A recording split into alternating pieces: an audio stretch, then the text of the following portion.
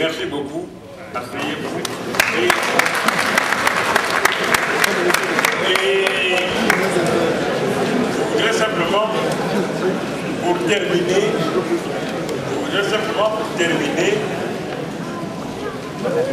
vous inviter, parce que l'important n'est pas de s'entendre parler, l'important c'est d'instaurer le débat.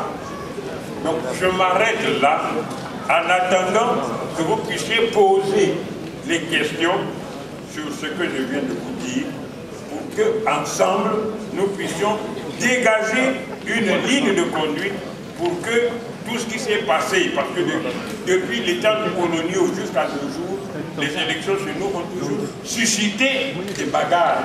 Donc je voudrais que vous puissiez ensemble avec nous poser des questions pour voir comment nous allons cheminer vers une élection présidentielle apaisée. Je vous remercie.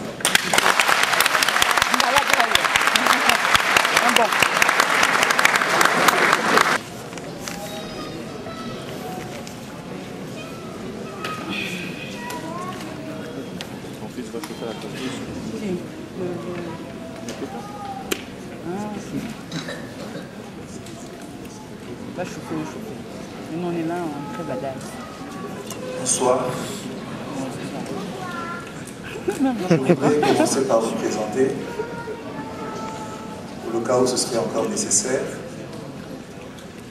Je n'aime pas beaucoup que l'on commence par dire le professeur Henri Ossi.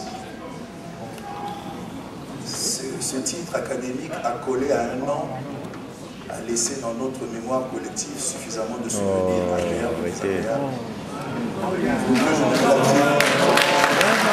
ne peut pas applaudir, arrêtez.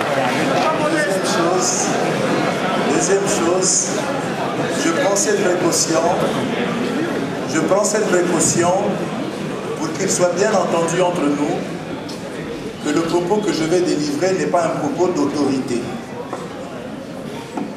C'est une participation à une discussion, c'est une contribution à un dialogue, et ce n'est qu'à ce titre que j'entends parler ici et maintenant. S'il fallait avoir un débat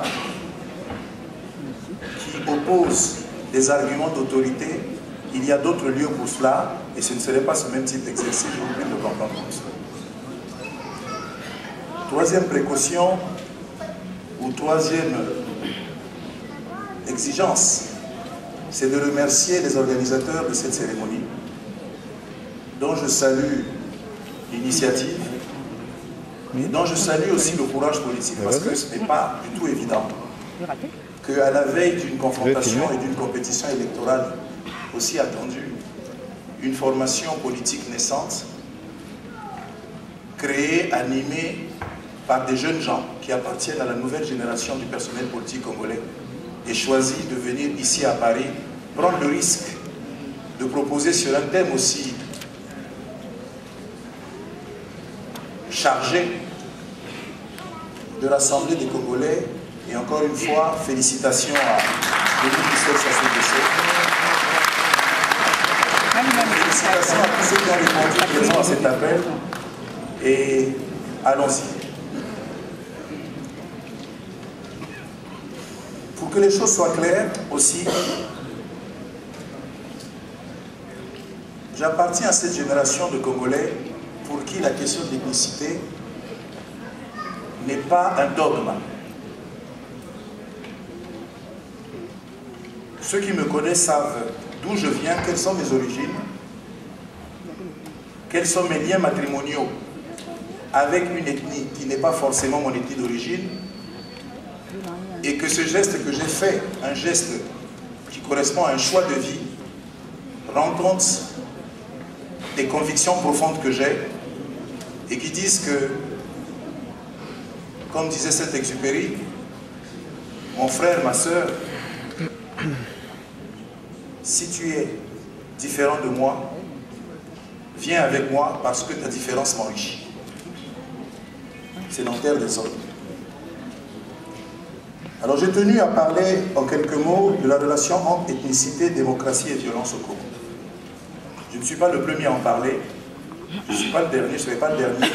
D'autres chercheurs Patrice Yengo, Bazangissa, le groupe Rupture, Kouvoama Abel, Elisabeth Doré-Apri, des géographes, des non-congolais ont déjà abondamment parlé de cette question dans des publications qui sont connues de certains d'entre nous ici.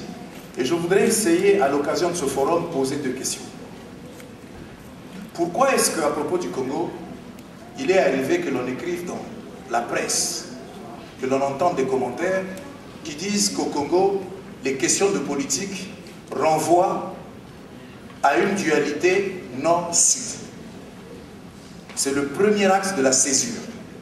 Le nord et le sud sont deux entités géospatialement définies, la frontière se trouvant quelque part au-delà peut-être du pont de la Tiémé,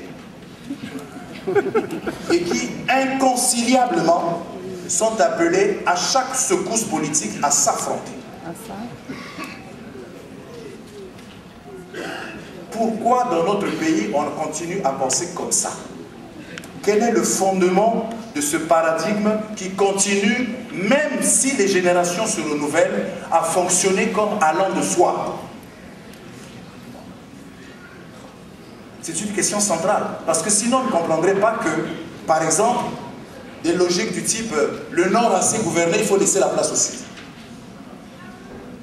Des expressions dans notre imaginaire collectif qui disent les Bangalas sont ceci.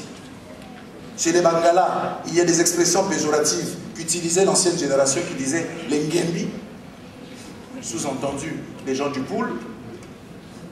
On a tué de notre vocabulaire politique volontairement l'expression les Nibo, sous-entendu abréviation de Nibolek, Nibolek n'étant entre autres qu'une ethnicisation artificielle des ressortissants de 3 régions du pays, le Niari, la Bouenza et la Lekumu, parce que au départ, les ressortissants de ces régions à l'époque, puisque dans la Constitution on parle désormais de département à dessein, que les ressortissants de ces régions étaient majoritairement favorables au camp de l'UPADS à l'époque. 3 palmiers, 3 régions, 3 initiales, ça a donné une ethnie artificielle que l'on appelait les Nibolek ou les Nibo. Donc je pense que ce sont des choses qui sont pas loin de nous dans notre mémoire collective et qui continuent à hanter la perception que nous avons les uns et les autres, surtout à l'approche des compétitions électorales.